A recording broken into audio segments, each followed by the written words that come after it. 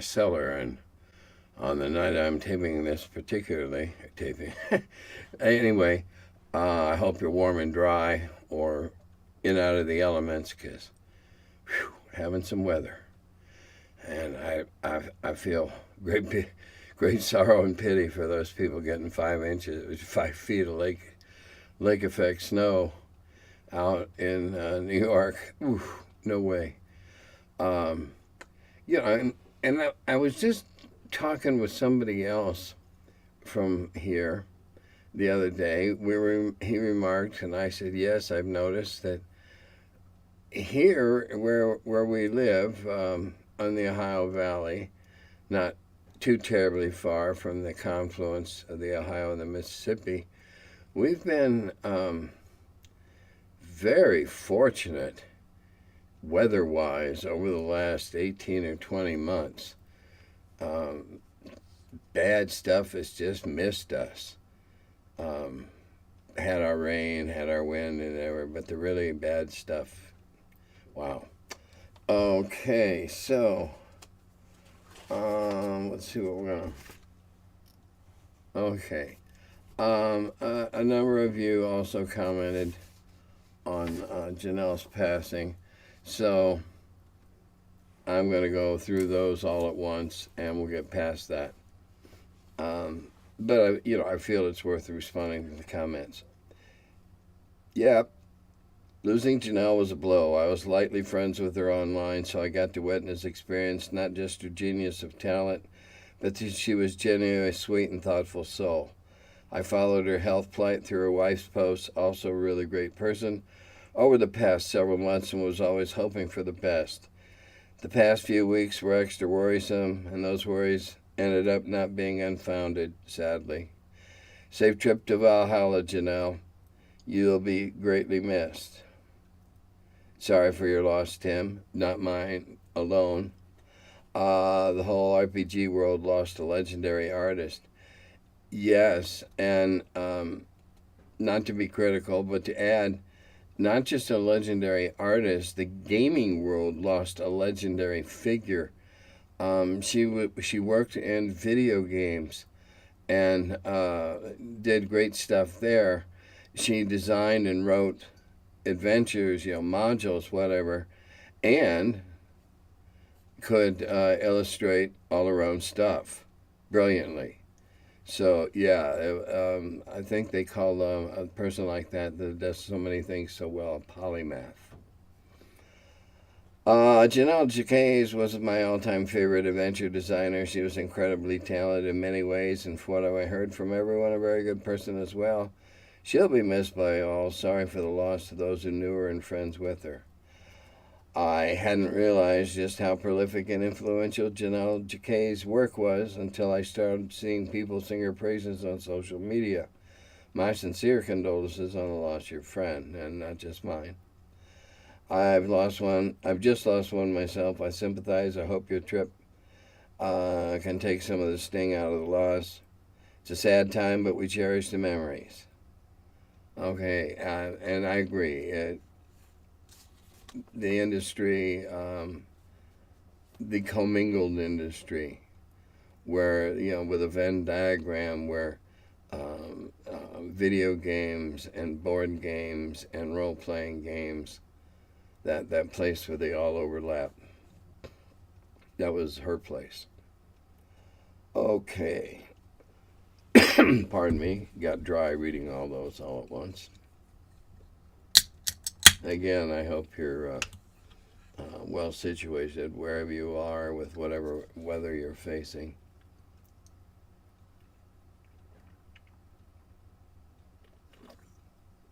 I don't need refrigeration for my Mountain Dew. I just put it in the garage.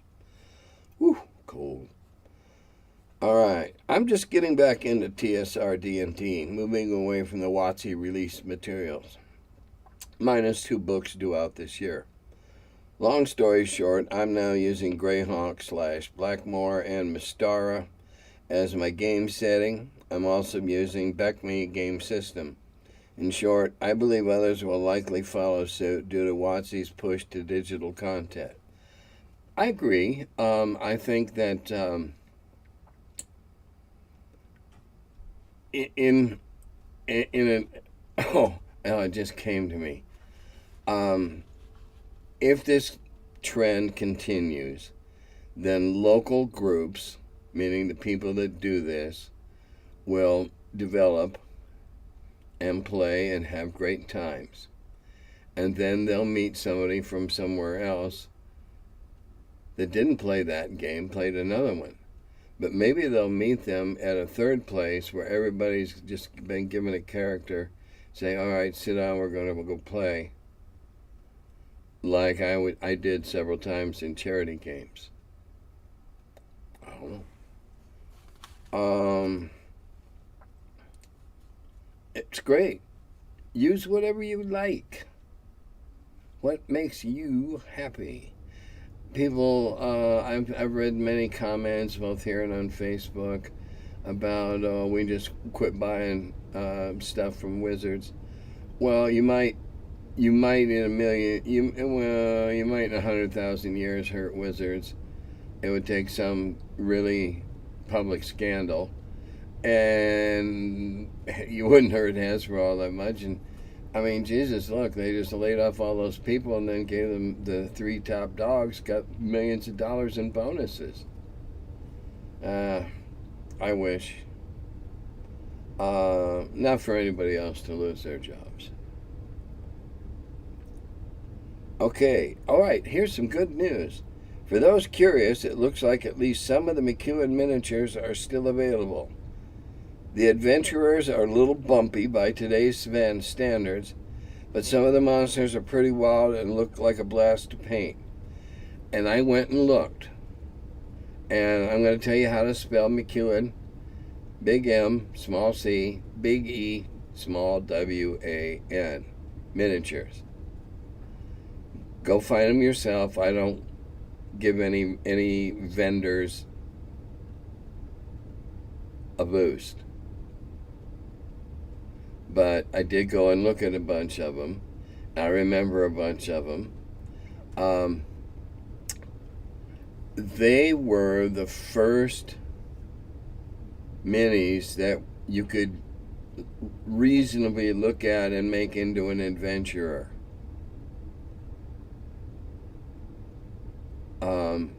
They weren't all knights in clad in plate mail and whatever. There were different poses, different headgears, whatever. And remember what I said about McEwan Miniatures could all have interchangeable weapons and heads. A lot of the heads on the figures could be changed. And those of us that were into that kind of thing back then, that's what we did. But anyway, to go on, there is one of the really, what I think is one of the greatest early, still one of the neatest monster casts that McEwan made, called a Stone Troll. Now, I don't know if it was called that exactly. It might have just been Troll way back in the day. I don't know, but because there's many more than there used to be, different castings. They don't have the one that I recall being called the Shambling Mound. But I'm thinking that somewhere there, I have one of those somewhere. Oh, and okay, for those of you that like looking at those things, yes, that's new bookcases behind me. And they're going to be filled with books, because I have my entire basement to rearrange. So all my humor will go in one section, and all my reference in another, and the rules in another. And I hope all you that love staring at that stuff, I hope I drive you crazy in a good way. Okay, back to where we were. Oh yeah, McEwan Miniatures. And they paint up well with a very little paint. You'll see what I mean when you go look at them. They're abstracts. Way before Partha changed the rules, Ralph Partha changed the rules with their crazy amount of detail. They were abstracts and painted well, They were really, really effective. You know, I've noticed that the miniatures have changed. Um, I'm going to talk about that a little bit more at the end. Different subject, different topic. Okay, where are we going next? A question about Gary's Greyhawk campaign. My understanding is that players in Greyhawk often had a stable of characters to choose to play from session to session. How did Gary handle players trading magic? Trading magic items, yeah, fat chance. And we played every one of our characters for ourselves. We didn't, and we certainly didn't trade amongst ourselves between our characters. No, every character played for himself. How did Gary handle? No, we didn't trade. Not with maybe with each other, but not with ourselves. It was simply not allowed. And let me clarify. All of us there at Lake Geneva at the time, yeah, we had a stable of players.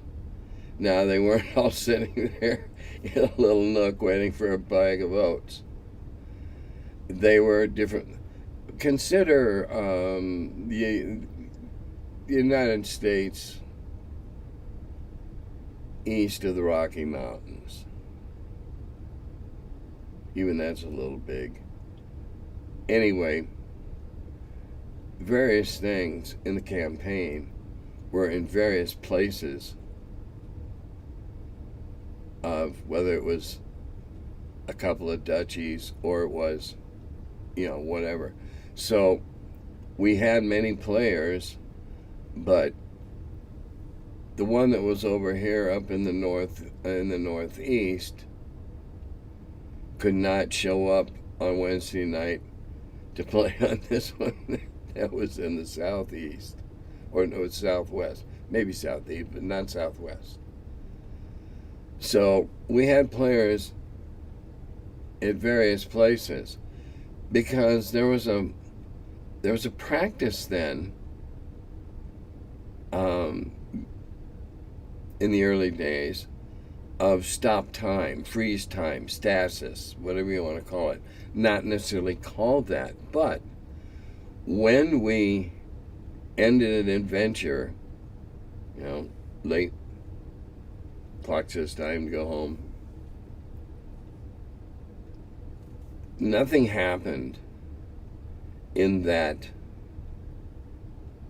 thing we were doing with those characters until we came back to play those characters in that thing, doing what they were again.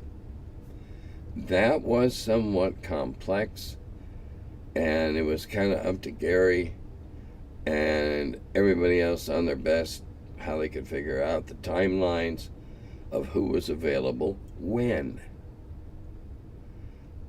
Because there may have been some time elapse over here and the rest hasn't caught up. I know, complex, mysterious as hell. But that's why we all have many different players. And they weren't all the same. If you favored fighters, okay, a couple, three of them might be, but it gave us the opportunities to play what we thought we were going to like to play, but also play some others to find out how we liked them or whether we liked them. So it wasn't just like having a stable of 7 fighters scattered around the continent, island, duchy, whatever. That's not the way it worked. And it was complicated. And I'm glad I didn't keep track of it. I'm glad I didn't keep track of it. Sometimes I had to be reminded when we were, so I knew who was in the area then and play them. But that's how we played lots of different adventures. Some of them were play tests. As time went on, many of them were.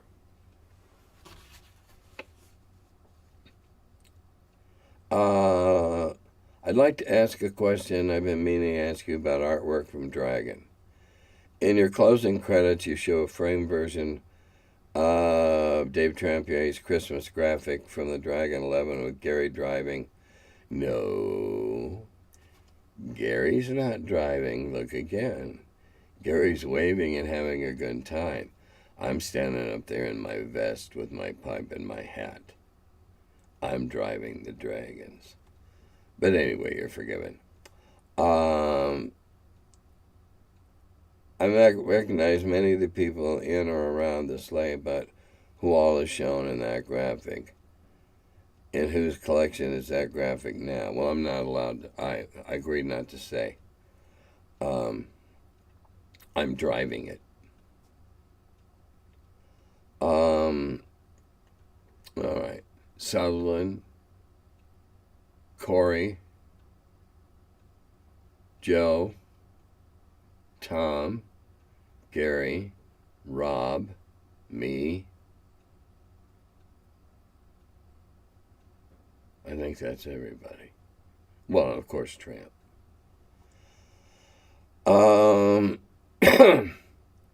Do I know what happened to Tramp's Orgies Inc. graphic from the Dragon 10? All right. In those days, Tramp was Johnny on the spot when he knew the printer was bringing back all the originals. Or the liths or whatever, all the art, when that was coming back, because it all came back together. We were offset printer then. And he came in, he collected his stuff, and went back to the artist room. From there on, I paid no attention whatsoever. There was no policy at TSR at that time that those of us that worked there didn't own what we were doing. Very bad mistake on TSR's part, which is why I own the Belay and some other concepts. And Dave all of a sudden was told, Tramp, you no longer own your stuff. And I'm certain in my soul that that was a big chip in the relationship that led to him leaving. But anyway, so it went back home with him after it was printed.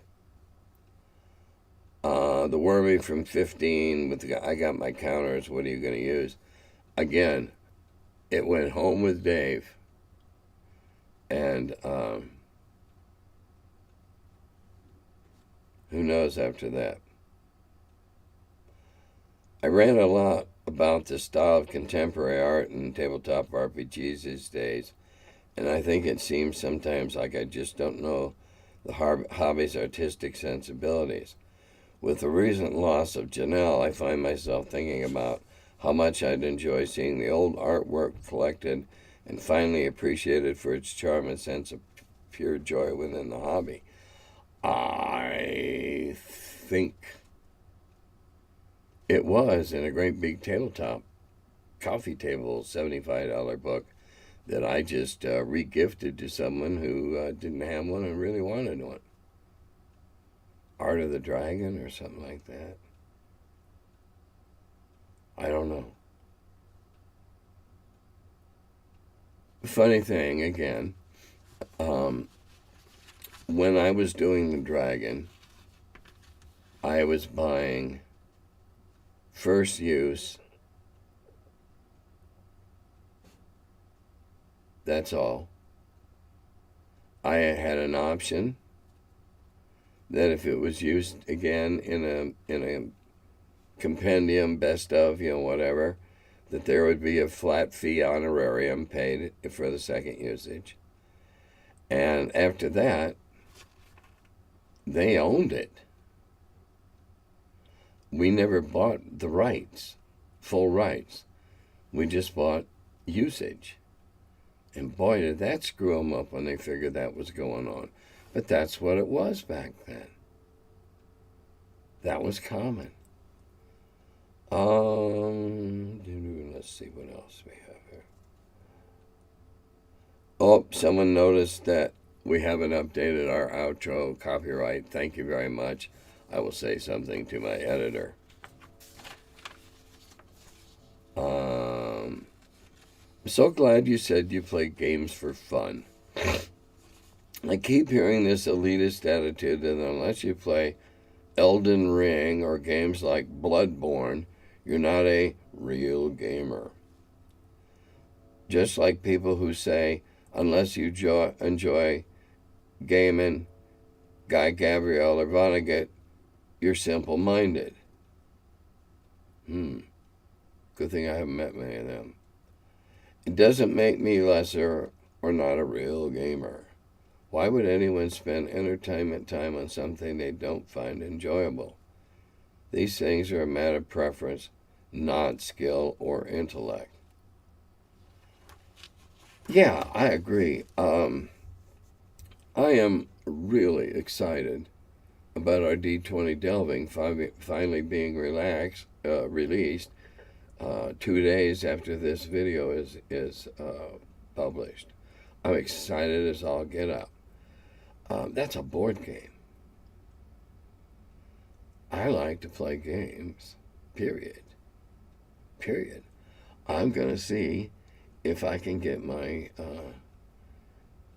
9 and 10-year-old great-grandkids to play this game, because it is that easy. If you're not playing for fun, why are you doing it? Now, there is a time, if you're DMing at a con, when you're doing your 4th time in the same adventure, that is no longer fun. But if you're good, you put on a happy face and you make their good time a good one. Now, the game I run, the Wheel of Blame, every time I come into every one of them fresh. All right, what are you going to throw at me today? And it's fun for me, and that's why I do it. If you aren't playing for fun, it doesn't matter what you're playing. It doesn't matter, not a whit.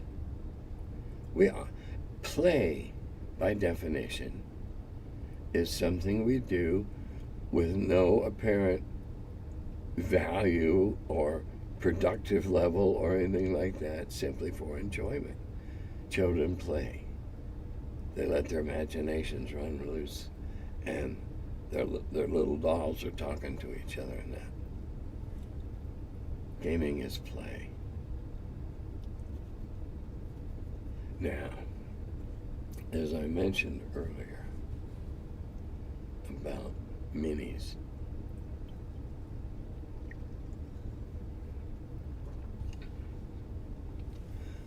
miniatures as a whole and as an industry has morphed a great deal since I became officially involved in the hobby. I was into minis before I went to work for TSR. An enormous amount. The emphasis in the early days was on units, because they were having battles on tabletop.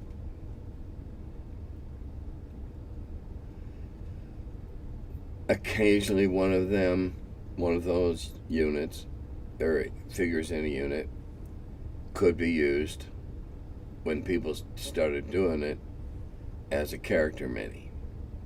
But we didn't do that for a long time, because there wasn't many that you could do it with, unless you were a dwarf or an elf, or clad in full plate, so, riding a war horse all caparisoned.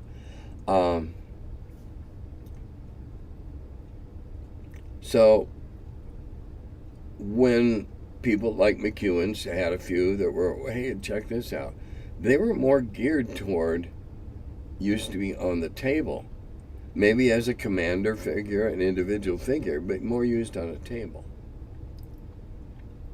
And through the glory days of Ralph Partha, they were producing units.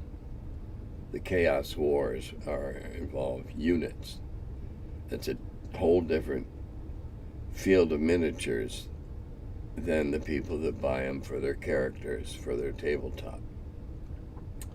There's some amazing figures I've seen recently in various places. Everything I've seen are character driven or tabletop driven.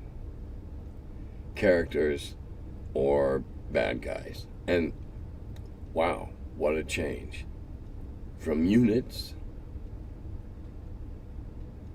to individuals. That's the morph that's happened since I got into the hobby. Because role players were picking individual figures out of units and using them on the tabletop. Not something I ever did, but Lord knows a whole lot of gamers have and still do, and more will in the future, I'm sure. People like the personification, even if you're not playing on a map or with spiffy terrain like Dwarven Forge stuff.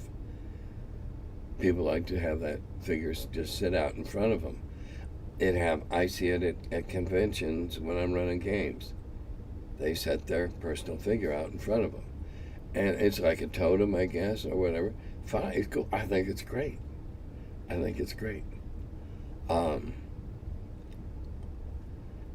I mentioned Dwarven Forge. They make the most, they're not the only one, but they, in my opinion, make the most incredible dungeon terrain. Incredible stuff. Over there on a shelf that perhaps I'll bring over so we can see it one time and ask questions, I have the Hell Gate. It's a drawbridge that winds up and got a demon and flames and everything over the top. Amazing piece. Great stuff. Fat Dragon does amazing stuff. I think both paper and resin or 3D or programs for it. They're another one I'm aware of. I know their owner. That's why I know that's what they do. It's a really interesting way that people now are building villages, and it's like blocks and Legos for grown-ups, and I do not mean that in any way disparagingly, but that kind of thing that you get out of assembling and building something that you can stand back later and look and go, yeah, that looks good. Now let's go back that 40 years ago. Well, actually, it was longer ago than that. 50 years ago when I went to TSR. Okay, you see this. If these things, these vegetable and fruit holders, had been made back 50 years ago, they would have had slits cut in them, or they would have been modified and painted and used for sci-fi minis, and possibly something else, Tractics or something like that. They usually shine doing sci-fi because of their futuristic looking container-like. Of course, we didn't have containers back then, container ships or anything. Here's one. Would have been a gold mine find, a barracks, a gun emplacement, many, many things. And now you just buy the parts and make them or get them pre-made. And I think, wow, that is really cool. Really cool. All right, almost done. Over the next several weeks, and I say several because I will be out of town one weekend, and now I will do, let's see, what's today? Yes, I'll be doing one more, and then, no, I won't be doing one. Let me think about this. This is coming out on the 20th. I leave on the 25th. I leave on the 26th. Yeah, I'll do one more. But only if I get something to talk about other than me just blathering on. Very little grist for the mill in this past week's comments. So, I don't believe every question has been asked or answered, and give me something to work with here, folks. You'll be seeing changes in the background. I'm going to drive you nuts because I'm going to change a little of it around. Right now, all my plushies from Game Hole are hidden in behind the drawers because my damn cat keeps crawling up there and knocking them down and playing with them. My cats love the plushies from Total Con. I don't know, or Game Hole Con. I don't know what's in them, but they drive my cats crazy, and we find them all over the house. So maybe I'll make a wire screen up there so they can't be let out. Stretch it across. I don't know. Anyway, have fun. Stay safe and warm. Don't be foolish and go out and drive in icy weather. Nobody has enough experience to not have a bad accident if it happens. I attest to this. Oh, I attest to that. Even growing up in an icy state. So stay warm, take care of each other, have a good time, and I'll say Dodata Govi.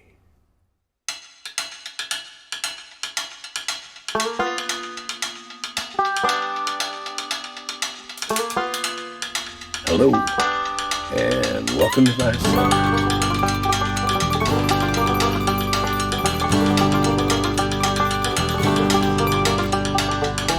The Curmudgeon who wrote about the dungeons. Now he's the feller, live from the cellar. Talks about D&D and old school RPGs. Still quite a feller, the Curmudgeon in the cellar. Last man around when them rates went down. Called it Gary in that Lake Geneva town. Hey Gary, it's an awful mess. Let me edit, we'll have success.